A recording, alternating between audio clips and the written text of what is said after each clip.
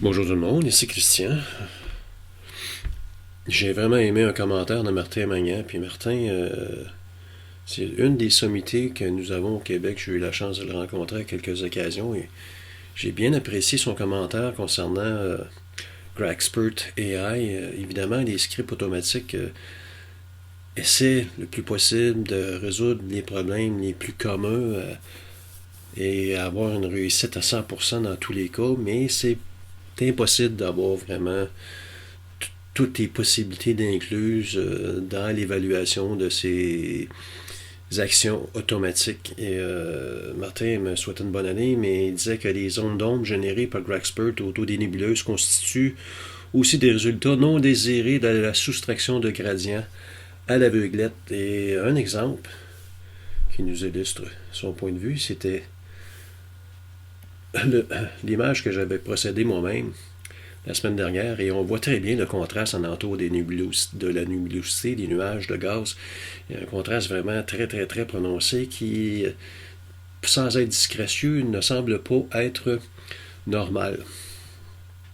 Du moins, pas avec l'approche manuelle. Donc, à l'occasion, moi, je vérifie soit DBE, soit Grexpert, et je compare les deux dans tous mes développements, et je choisis celui qui me plaît le plus à l'œil. Je vais retourner ici.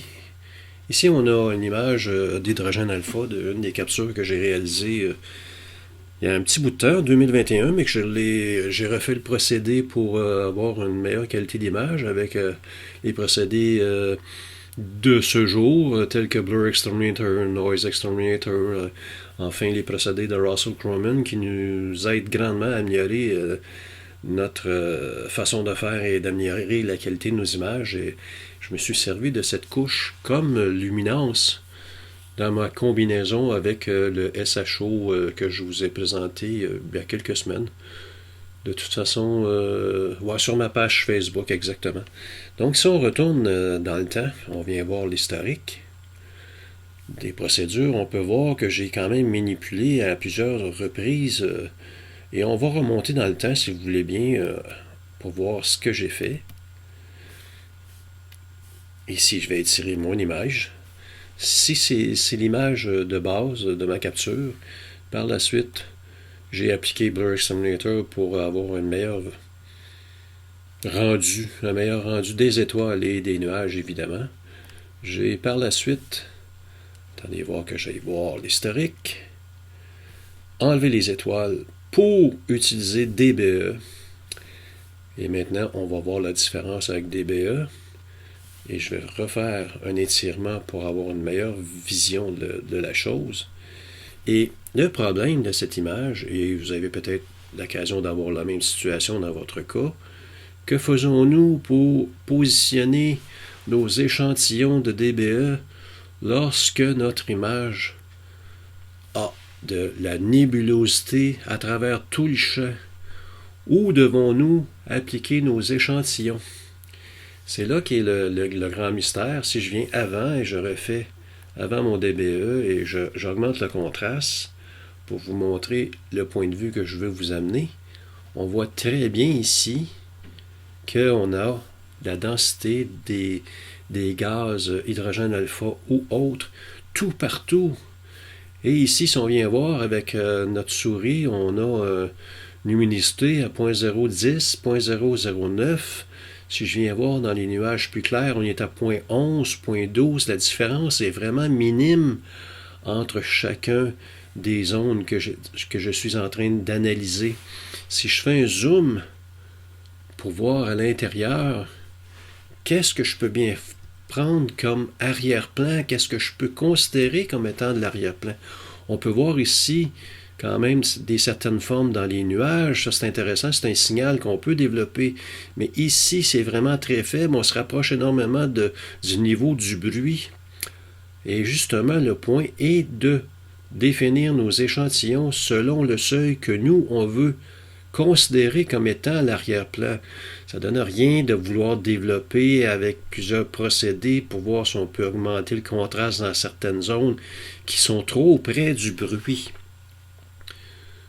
Donc, c'est de conclure au fait que Ici, si je choisis dans DBE la zone qui est ici, je vais considérer ce point comme étant l'arrière-plan et je vais tout perdre. L'intensité lumineuse de ce seuil qui devient le seuil minimum pour que DBE puisse analyser le tout. Je vais vous montrer, j'ai quand même appliqué un DBE à différents endroits. Si je viens voir et que je réinitialise, vous voyez ici mes échantillons, je les ai choisis selon la description que je viens de vous faire. Les points que l'on peut voir sont dans ce que moi je considère comme étant trop près du bruit et que ça serait inutile de vouloir développer davantage. Donc ces points sont des points de référence pour définir mon arrière-plan. Je vais annuler mon DBE ici pour vous montrer l'impact du procédé. Et voilà, je vais réinitialiser. Et on peut voir, en augmentant le contraste,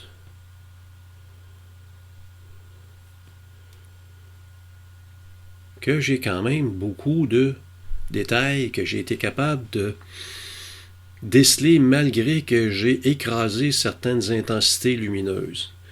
Donc le principe de DBE, c'est de vous, à votre guise à vous, c'est vous qui définissez le seuil de l'image, l'endroit où vous voulez définir que c'est le noir de l'arrière-plan, et vous allez avoir la possibilité par la suite avec GHS, dans mon cas, j'ai enlevé le bruit après mon DBE pour pouvoir justement définir mes zones qui ne faisaient pas partie de la nébuleuse, mais plutôt trop près du bruit.